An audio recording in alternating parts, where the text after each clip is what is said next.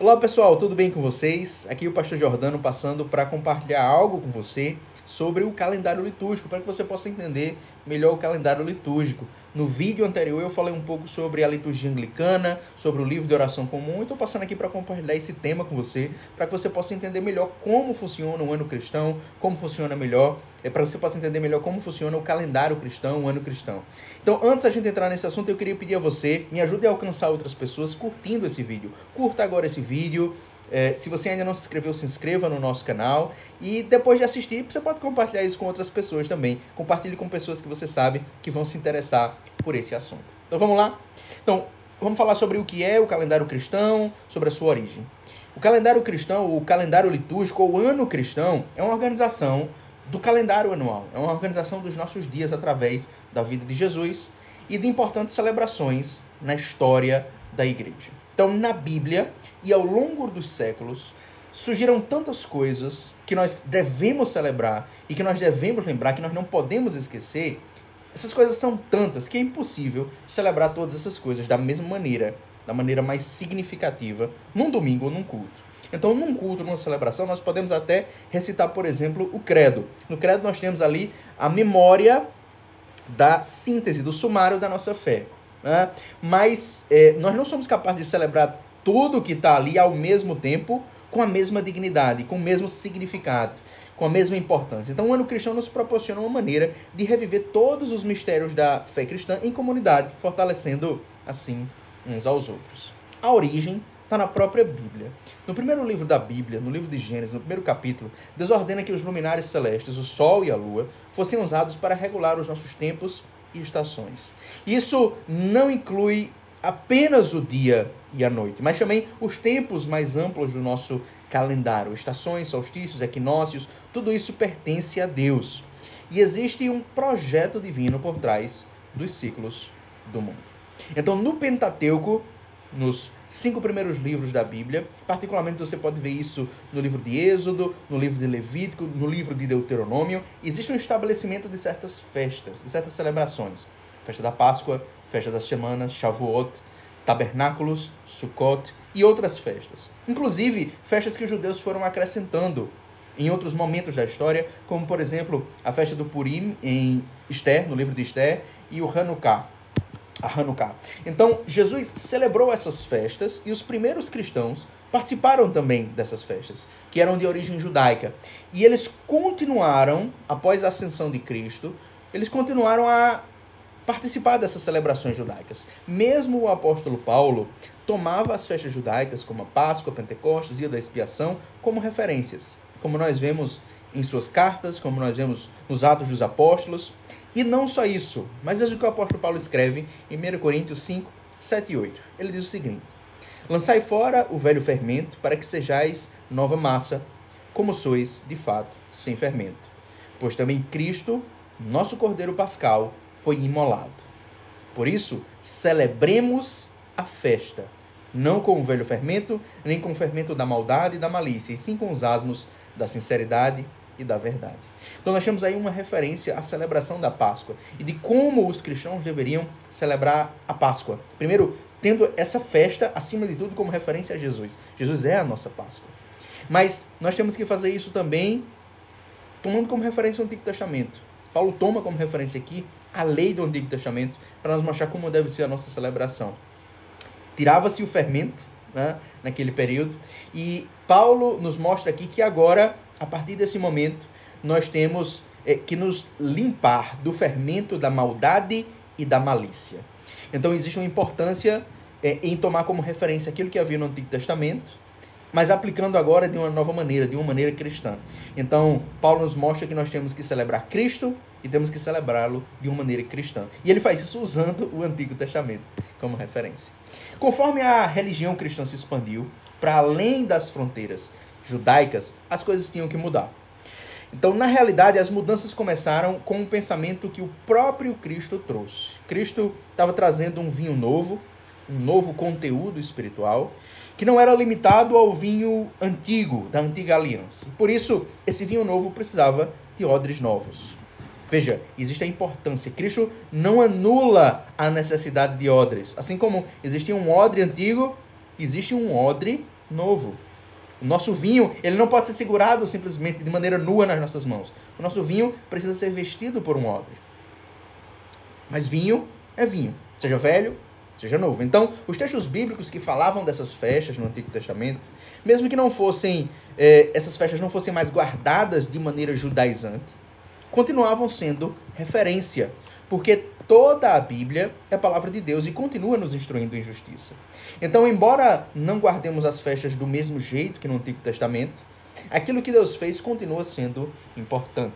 Se Deus quis que houvesse um calendário litúrgico no Antigo Testamento, isso não era uma arbitrariedade. Deus tinha um benefício a nos trazer através do calendário litúrgico, uma certa maneira através da qual Deus queria ser adorado, e nós podemos continuar nos beneficiando dessa mesma coisa. Então, embora os cristãos percebessem a necessidade de um calendário, as festas cristãs se desenvolveram ao longo dos séculos, incorporando os eventos da vida de Cristo e os aniversários dos mártires. Aquilo que era celebrado nas antigas festas continua sendo celebrado, mas não mais como meros símbolos, e sim agora como realidade.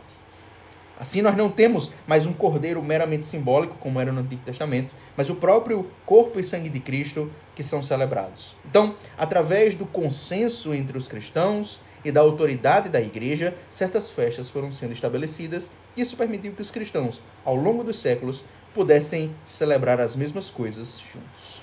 Então, aí é que começa a importância do calendário cristão, do ano litúrgico. Ele promove unidade. É aqui que começa a sua importância. É uma maneira de organizar a igreja que não depende dos desejos de um pastor local. Além disso, o calendário litúrgico, em segundo lugar, dá à igreja uma maneira de organizar o tempo diferente do calendário secular. Alguns cristãos acreditam que a igreja deve ser diferente do mundo. Bem, essa é uma maneira da igreja ser diferente do mundo, ter o seu próprio calendário. Em terceiro lugar, isso nos ajuda a reviver a narrativa cristã, toda a história de Cristo, e dá importância a cada parte dessa história, de uma maneira bela. Em quarto lugar, isso nos ajuda a nos conectar à história cristã ao longo dos séculos, guardando essa tradição, entendendo que essa foi a maneira como historicamente o Espírito Santo nos orientou os cristãos. Em quinto lugar, isso nos ajuda a navegar melhor nos temas bíblicos, não só aqueles temas que são mais populares ou estão mais na moda no ano em que nós estamos. Isso nos ajuda a fugir das nossas próprias preferências. Como pastor, eu diria que isso é um desafio e tanto, mas vale a pena. Então, em sexto lugar, o calendário cristão promove um senso de expectativa, conforme nós olhamos para o próximo passo do calendário. Ele nos ajuda a organizar a nossa pregação, em sétimo lugar, não apenas no contexto da homilia, da celebração, do sermão que é pregado ali, mas também daquilo que é ensinado num determinado período do ano, em outros momentos, em outros momentos da igreja. Em oitavo lugar, o calendário cristão nos ajuda a unir a nossa vida devocional individual à vida da igreja. Sem um calendário, geralmente a nossa vida devocional individual vai estar desconectada daquilo que a igreja está vivendo e experimentando. Em nono lugar, ele permite aprofundar certos temas, porque esses temas são repetidos ano após ano. Então eu posso dizer que a cada ano, para mim, por exemplo, a experiência da quaresma é uma experiência diferente. Se você celebra todo domingo do mesmo jeito, aquilo perde a força. Mas quando os temas se alternam de um certo modo, eles reganham força. E na realidade eles se aprofundam. Então a cada quaresma, por exemplo, a cada ano que se passa, a quaresma tem um significado mais profundo para mim. Eu posso aprofundar certas áreas da minha vida. A ideia não é só que eu vivencie a quaresma e aquilo que a quaresma propõe naquele momento, mas que aquele momento me permita aprofundar algo que vai para a minha vida inteira. E em décimo lugar, o calendário, o ano litúrgico, nos permite ter um equilíbrio correto entre a preparação e a celebração. Longos tempos de preparação são bíblicos, mas nós hoje no nosso mundo tendemos a não valorizar a preparação. Nós somos muito imediatistas, queremos que tudo aconteça já e imediatamente.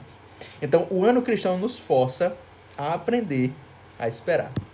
Então pessoas que começam a conhecer o calendário litúrgico caem naquilo que eu considero ser uma armadilha, que é tratar o calendário como uma ferramenta pedagógica, como uma questão de educação ou de ensino. Nós usamos o calendário para aprender certas coisas. Então, eu acredito que isso pode ser uma armadilha. Isso acaba limitando o propósito do calendário. Eu diria que o propósito do calendário litúrgico não é pedagógico. O propósito é dar à igreja uma experiência da sua fé. Vivenciar a sua fé de certa maneira. Celebrar de certo modo. Apresentar a Deus certo tipo de culto que une a igreja. Então, o propósito não se limita e não é principalmente pedagógico. O propósito é nos formar espiritualmente numa determinada direção, não só como indivíduos, mas como comunidade. Então, vamos falar aqui um pouquinho sobre a estrutura do calendário litúrgico do ano cristão. Então, a estrutura envolve datas, períodos do ano, leituras bíblicas para cada dia do ano, especialmente para essas datas mais importantes, de acordo com o tema daquele dia, daquela semana ou daquele tempo litúrgico. Certas orações que são feitas também semanalmente e às vezes diariamente, quando existe uma data mais especial. Cores também litúrgicas, então os paramentos do altar, da Santa Mesa, também estolas quando forem usadas, e essas coisas aparecem em 4 cores principais: o roxo, o branco, o vermelho, o verde e às vezes também o preto. E o branco, ele está diretamente ligado também ao dourado. Então, o roxo é uma cor penitencial, uma cor de preparação, também é uma cor real. O branco, ou dourado, é uma cor que nos fala de iluminação, de divindade. O vermelho nos fala de sangue, de martírio, também do Espírito Santo, e é uma cor de autoridade. O preto já é uma cor fúnebre, e por isso ele tem um uso mais limitado no calendário cristão. Então, geralmente, festividades ligadas a certos mártires têm a cor vermelha, e enquanto as festividades ligadas a anjos têm a cor branca. Então, a gente começa a entender como funciona, como ao longo do ano essas cores são selecionadas. Então, eu vou apresentar aqui a estrutura como funciona na igreja anglicana, mas se você não é anglicano, não se preocupe, eu não vou focar nas especificidades da igreja anglicana. Eu vou colocar aquilo que é principal, e a maioria dos cristãos no Ocidente pode se identificar, tá? com esse calendário. Então, nós temos 2 ciclos principais, o Natal e da Páscoa. Essas datas específicas do Natal e da Páscoa têm a cor branca. Então, os paramentos do altar, as estolas, quando usadas, são da cor branca, predominantemente, nesse período do ano, tá? No Natal e na Páscoa. Então, no Natal, nós temos uma data fixa. O Natal é celebrado dia 25 de dezembro, começa a ser celebrado na sua véspera, porque o calendário cristão tem esse costume bíblico de utilizar a véspera como referência. E então ele já começa na véspera e segue por 12 dias. Então vai até o dia 5 de janeiro. A Páscoa é uma data móvel. E ela tem essa datação móvel para sempre cair no domingo. Essa é a ideia, de que sempre cai no domingo. Se fosse uma data fixa, ela não cairia sempre no domingo. Então, a Páscoa é o dia da ressurreição. E, embora nós tenhamos um domingo da Páscoa, a Páscoa, na realidade, dura os 49 dias, tá? Até o dia 50, que é o dia de Pentecostes. Então, esses 2 ciclos, ciclo do Natal, ciclo da Páscoa. O ciclo do Natal é o ciclo que inicia o calendário cristão, no período que nós chamamos de Advento. Então, 4 domingos antes do Natal, 4 domingos antes do dia 25 de dezembro, nós iniciamos o Advento. Temos o primeiro domingo do Advento, segundo, terceiro e quarto domingos do Advento. Então, o Advento é um período da cor roxa e nós nos preparamos justamente para a vinda de Jesus. É um período de expectativa e é um período escatológico também, tá? Assim como nós esperamos a vinda de Jesus no sentido do seu nascimento, então existe uma referência para aquilo que já aconteceu, existe também uma referência para aquilo que vai acontecer. Então, nesse período do ano, no Advento, por exemplo, as leituras bíblicas são muito ligadas à escatologia, muito ligadas ao futuro, aquilo que vai acontecer, à esperança cristã. Então, nesse período do ano, do Advento, nós estamos olhando também para o futuro, a próxima vinda. Assim como eles esperaram o Messias, que foi Jesus, que veio ao mundo, os antigos, nós estamos esperando também o Messias, que é Jesus, que virá mais uma vez. Então, por isso o nome é Advento. Existe um primeiro Advento e um segundo Advento. A gente pode falar também do Advento médio, que é a presença de Cristo conosco hoje. Nós temos expectativa dessa presença conosco hoje, que é a presença sacramental de Cristo. Então, nós temos 4 domingos de preparação para o Natal. O Natal se inicia, o Natal é a celebração da natividade do Senhor, cor branca. Então nós temos roxo, branco, e geralmente a sequência vai ser essa, tá? Nos dois ciclos, roxo, branco e verde. E o vermelho aparece aqui e ali, tá? Então, algumas dessas cores são perturbadas por certas datas, mas a estrutura de maneira mais ampla nós temos o roxo, o branco e o verde. Então, no dia 1º de janeiro, dentro desses 12 dias de Natal, nós temos o 8º dia, a partir do Natal, que nós celebramos a circuncisão de Cristo. Então, era o costume naquela época circuncidar as crianças ao 8º dia. Então, dia de 1º de janeiro é o dia em que se celebra a circuncisão de Cristo. Veja que momento importante para cair justamente no dia 1º de janeiro. E aí, esse período é concluído no dia 6 de janeiro. Tá? Dia 6 de janeiro é a Epifania do Senhor, que é o momento em que os magos, tradicionalmente identificados como reis magos, visitaram o Senhor Jesus Cristo e que havia nascido, tá? Acredita-se que eles não visitaram ele muito perto do seu nascimento, mas que talvez tenha levado alguns anos. Mas, enfim, eles visitaram o Senhor e nós relembramos isso nesse período do Natal. Então, a Epifania, ela põe fim a esse período. Então, chegando ao fim o ciclo do Natal, se inicia o tempo comum na cor verde. Então, nós temos roxo, branco, verde. Então, essa é a estrutura geral. Os dois tempos comuns do ano são dois períodos que separam os ciclos. Então, você tem o ciclo do Natal, o ciclo da Páscoa, no meio você tem um tempo comum que separa. Da mesma maneira, terminou a Páscoa, tem mais um tempo comum até o próximo Natal, né, que inicia o próximo ano litúrgico. Então, e os dois tempos comuns, né, ou também conhecidos como tempos ordinários, são da cor verde. Então, nós temos também o próximo ciclo, que é o ciclo da Páscoa. O ciclo da Páscoa inicia com a Quaresma, mais uma vez a cor roxa, e Quaresma tem esse nome porque é um período de aproximadamente 40 dias. Dependendo de como a gente contar, serão 40 ou 46 dias. A maneira mais comum de contar isso é não contar os domingos. Como são 6 domingos, não contando os 6 domingos, a gente tem 40 dias. Mas contando os domingos seriam 46 dias. Por que a gente não conta os domingos? Porque os domingos não são dias de jejum. Tá? A gente jejua de segunda-feira ao sábado. Domingo a gente não jejua. Essa é a tradição. Então, dependendo de como você calcular, serão 40 ou 46 dias. E nesse período de Quaresma, nós enfatizamos a oração, o jejum e a esmola.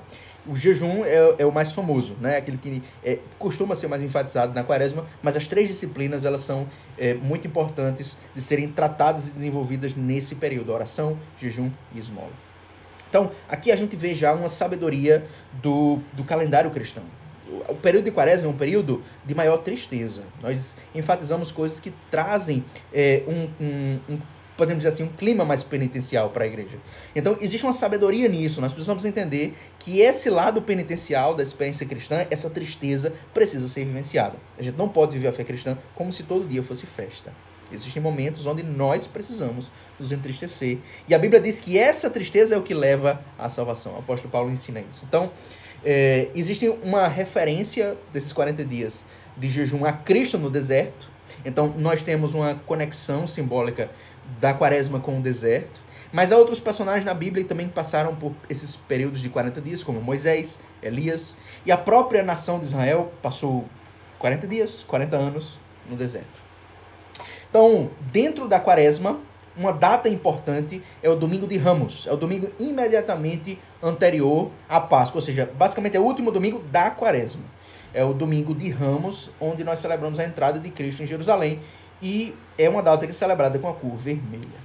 Então, nós, a partir desse domingo, iniciamos aquilo que a gente chama de Semana Santa.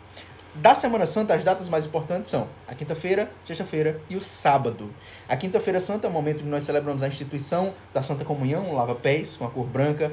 A sexta-feira santa, a paixão do Senhor, seu sofrimento, e na cor preta ou vermelha. Sábado santo, mais uma vez cor preta ou vermelha, embora entre nós exista um costume de também deixar a mesa sem os paramentos, sem as cores, ou seja, deixar a mesa nua. No domingo, nós celebramos a Páscoa, que é o domingo da ressurreição. Essa aqui é uma coisa importante, é uma diferença entre a Páscoa que nós celebramos hoje, esse é o costume mais comum, não foi sempre assim ao longo dos séculos, mas esse é o costume que se tornou mais comum, de que a Páscoa significa a ressurreição. Enquanto no Antigo Testamento né? Existia, claro, um clima de vitória ali, mas a Páscoa era o momento em que o cordeiro morria, né? Mas aqui a Páscoa não é a Sexta-feira Santa, a Páscoa é a ressurreição. Então, existe uma mudança entre a antiga aliança e a nova no que diz respeito à Páscoa. Então, o domingo da ressurreição, na cor branca ou dourada, celebrando aí a vitória de Cristo. E nos domingos seguintes, todos os domingos seguintes são domingos da Páscoa, tá? Esse é aí que se inicia um momento onde nós estamos contando os dias para o Pentecostes. Então, todos esses domingos seguintes são domingos da Páscoa. A Páscoa não é só aquele domingo da ressurreição. Todos os domingos seguintes, todos os dias seguintes são ainda Páscoa, tá? Por isso, todos eles ainda na cor branca. E então, nós temos aí 40 dias, né, após a Páscoa, após esse primeiro domingo da Páscoa, 40 dias, nós temos uma quinta-feira, que é a ascensão do Senhor, o momento em que Cristo se despede dos seus apóstolos e ascende aos céus para se assentar à direita do Pai, acima de todos os principados e potestades. Então, é uma festa, celebração muito importante, cai no meio da semana. E nós temos aí a ascensão 40 dias. Quando se completa 50 dias, nós temos Pentecostes, que começa também na véspera, começa a ser celebrado na véspera, e é na cor vermelha, mais uma vez lembrando, vermelho aí ligado ao Espírito Santo. Então, nós temos no domingo seguinte ao Pentecostes, a festa da Santíssima Trindade na cor branca. Então nós temos aí, mais uma vez, assim como no primeiro ciclo, temos o roxo, temos o branco, com os vermelhos aqui e ali, e a gente volta para o verde agora no tempo comum, tá? No segundo tempo comum. Então, se o Advento e a Quaresma são dois períodos de preparação, respectivamente, para o Natal e para a Páscoa, os tempos comuns são a expectativa da expectativa. São momentos em que a gente está esperando. Uma pessoa até me perguntou, qual a importância tem, né? Parece que esse tempo é um tempo sem importância no calendário cristão. Não, eles são a expectativa da expectativa. São momentos que a gente precisa entender que a vida cristã, nem sempre ela tem coisas extraordinárias. Nós precisamos viver o comum também. Então, esses tempos são chamados de tempos comuns. Tempo comum 1, tempo comum 2. Então, existem festividades, claro, ao longo dos tempos comuns, e também certas festividades que podem cair dentro desses outros ciclos. Por exemplo, dia 2 de fevereiro, nós temos a apresentação de Cristo no templo. Se você contar aí no calendário, você vai ver que essa apresentação de Cristo no templo é 40 dias depois do Natal. Tá? Então, 40 dias depois do Natal, celebramos a apresentação de Cristo no templo. Nós temos dia 25 de março, a anunciação de Nosso Senhor, a bendita Virgem Maria. Temos dia 31 de maio, a visitação da Virgem Maria a Santa Isabel. Dia 24 de junho, a Natividade de São João Batista, 6 meses antes do Natal, para relembrar aquela diferença de 6 meses de idade entre João Batista e Cristo. João Batista era 6 meses mais velho do que Nosso Senhor Jesus Cristo. Então, 6 meses antes, nós celebramos a Natividade de São João Batista. Dia 6 de agosto, a Transfiguração do Senhor. E existem diferenças entre os cristãos sobre qual é a data em que nós devemos celebrar a Transfiguração. Aqui a nossa referência é o dia 6 de agosto para a Transfiguração do Senhor. Dia 8 de setembro, nós temos uma referência que é o dia da Bem-aventurada Virgem Maria. Dia 1º de novembro, dia de todos os santos. Então, existem outras datas ligadas aos santos, apóstolos, aos mártires e aos cristãos de todas as épocas. Na reforma da Igreja da Inglaterra, a Igreja diminuiu as festividades, o número de festividades, para focar em certas festas, naquelas que eram principais. Então, depois de Jesus, Maria é aquela que tem mais festividades no calendário, como essas que nós mencionamos. Isso mostra a importância, né, da Mãe de Deus. Como eu disse, dia 8 de setembro é o dia da Bem-aventurada Virgem Maria, mas nós temos, como eu mencionei, a visitação da Virgem Maria a Santa Isabel, a anunciação do Nosso Senhor à bendita Virgem Maria. Mas se você observar, não só com respeito à Virgem Maria, mas todas as festas do calendário cristão são festas também de Cristo, porque todas essas pessoas são pessoas que estão ali recordadas e lembradas por sua referência a Cristo, como adoradores de Cristo. Então, como pessoas que estão apontando para Ele. Então, vamos responder aqui algumas perguntas que as pessoas fazem sobre isso. Então, várias perguntas que me mandaram, eu já respondi aqui ao longo desse vídeo.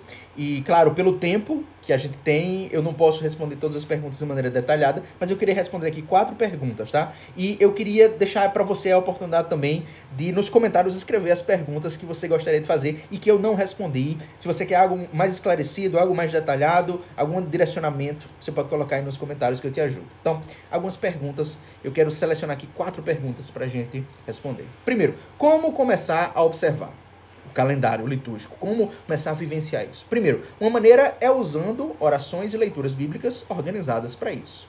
Como faz, por exemplo, o livro de oração comum. E estudando os temas que cada tempo propõe e revisando a sua vida de acordo com esses temas. Então, comece a utilizar as leituras bíblicas e as orações. Essa é a maneira mais fácil da gente começar a entrar. E estudar também os temas, observar quais são as próximas datas. Segunda pergunta. Pode começar em qualquer momento do ano? Sim, pode. Você pode começar hoje a usar o calendário litúrgico, a entrar, né, e a começar a vivenciar isso, a enriquecer a sua fé através do ano cristão. Terceiro, é necessário um concílio para mudar o calendário. Então, seria necessário um concílio para mudar aquilo que é o principal no calendário, as datas mais importantes, mais centrais, o esqueleto, digamos assim. Para mexer no Natal, na Páscoa, precisaria de um concílio. Ninguém pode fazer isso individualmente. Agora, para festas menores, não seria necessário um concílio, não. Quarto lugar, é possível seguir o calendário litúrgico e atender às necessidades momentâneas? É uma pergunta aqui sobre flexibilidade. A igreja tem suas necessidades. Pense aí, por exemplo, numa paróquia, numa congregação, uma igreja local, enfim, tem as suas necessidades. Então, é possível seguir o calendário litúrgico e, ao mesmo tempo, atender às necessidades da igreja naquele momento? É uma pergunta sobre flexibilidade. E a resposta é sim.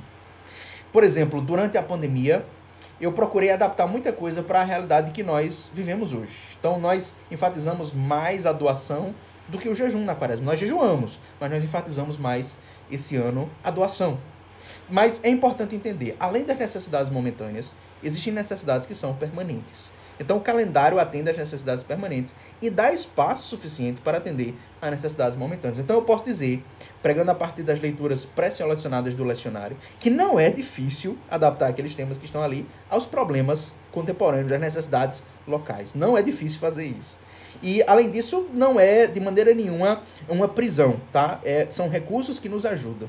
O calendário não apenas atende às nossas necessidades, mas reajusta as nossas necessidades. Ele ajuda a perceber nossas necessidades e deixar de lado algumas outras necessidades, que parecem urgentes por um tempo. Uma coisa que ele realmente desenvolve é o senso de que nem tudo é urgente. Mais do que isso, o sermão não é a solução para todos os problemas e necessidades da igreja. A igreja não é como um shopping que você vai para atender todas as suas necessidades, comprar o que você precisa e sair dali satisfeito. É muito mais como um exército que se prepara para uma mesma batalha e por isso precisa de um encorajamento comum. Então, o que você acha do calendário litúrgico? Me diz aí o que você achou desse vídeo, desse assunto. Coloca nos comentários o que você pensa sobre isso. Você tem dificuldades, ou você gosta, tem algo que você quer que outras pessoas saibam sobre isso, coloca nos comentários. Se você tiver alguma dúvida sobre o calendário litúrgico, coloca aí embaixo também. Eu vou tentar responder todas as perguntas.